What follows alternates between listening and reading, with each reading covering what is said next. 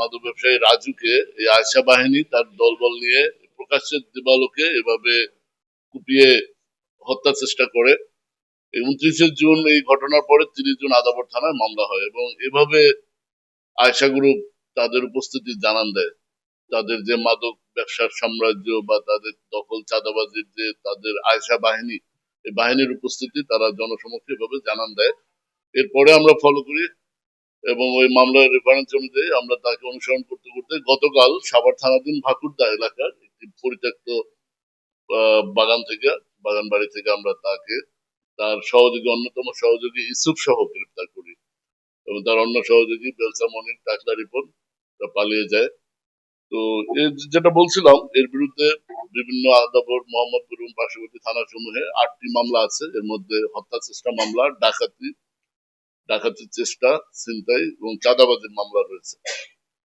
তো আমরা এই আয়শা গ্রুপ সহ আমরা জানেন যে আমাদের এই সন্ত্রাস বিরোধী অভিযান, কিশোর গ্যাং বিরোধী অভিযান এবং মাদক বিরোধী অভিযান আমাদের অব্যাহত থাকবে।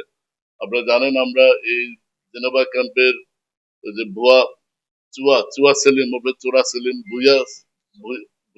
বুনিয়া সোহেল, এদেরকে আমরা আইনের আওতায় নিয়ে এসেছি এবং এই জেনেভা ক্যাম্প আমি বারবার বলি যে একসময় মাদকের স্বর্গরাজ্য ছিল, আমরা নিয়ন্ত্রণ করতে পেরেছি।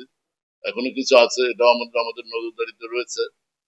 আর এই মোহাম্মদপুরে এক সময় এই কিশোর গ্যাংয়ের যে দৌরাত্ম্য আপনারা দেখেছেন, এই যেভাবে দিনে দুপুরে প্রকাশ্যে যখন কোপায় মানুষকে এই কুপিয়ে নৃশংসভাবে হত্যা চেষ্টা চালায়, এটা মানুষের মধ্যে সমাজে একটা আতঙ্ক জনমনে তৈরি করে।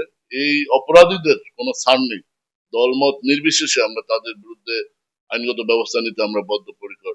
আমাদের কথা এবং কাজ আপনারা দেখেছেন, আমরা সন্ত্রাসীদের বিপক্ষে। সন্ত্রাসীর একটাই পরিচয়, সে সন্ত্রাসী, তার আর কোনো পরিচয় নেই। যেখানে তাকে পাবো আমরা তার বিরুদ্ধে আইনগত ব্যবস্থা গ্রহণ করবো। আমি আগেও বলেছি,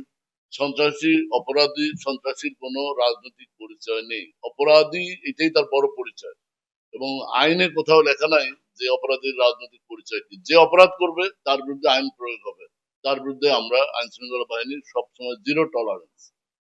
এটা প্রথম প্রশ্নের অ্যান্সার। দ্বিতীয় প্রশ্ন, আমরা শ্যামলীর যে ছিনতাই ঘটনাটা ঘটেছে, ভিডিওটা ভাইরাল হয়েছে, আমরা এটা অবগত আছি, আমরা এটা নিয়ে কাজ করছি এবং উল্লেখযোগ্য অগ্রগতি রয়েছে। আমরা আশা করছি আপনাদের একটা সুসংবাদ দিতে পারবো ইনশাল্লাহ। বাট এটা আসামি গ্রেপ্তারের স্বার্থে বাকিটা বলছি না। এই বাহিনীর বিষয় বলতে গেলে হয় কি, এই যেমন আয়শা বাহিনীর অস্তিত্ব আগে ছিল না। এ ছিল জায়গাটা আনোয়ার গ্রুপের একজন সহযোগী এবং সে আদাবর থানাধীন বায়তুল আমান হাউজিং এরিয়া এবং তার আশেপাশে এরিয়াটা এই আয়শা কন্ট্রোল করত।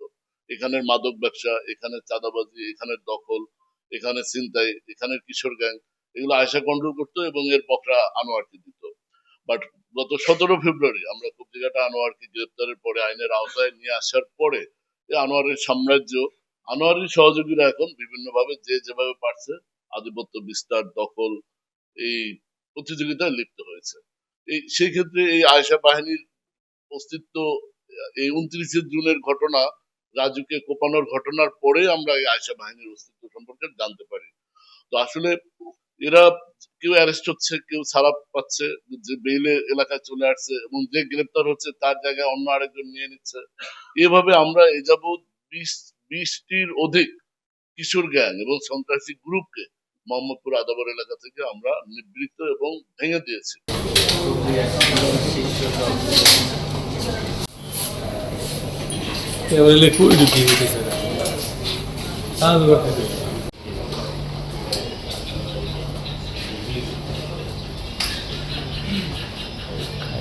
টিকটক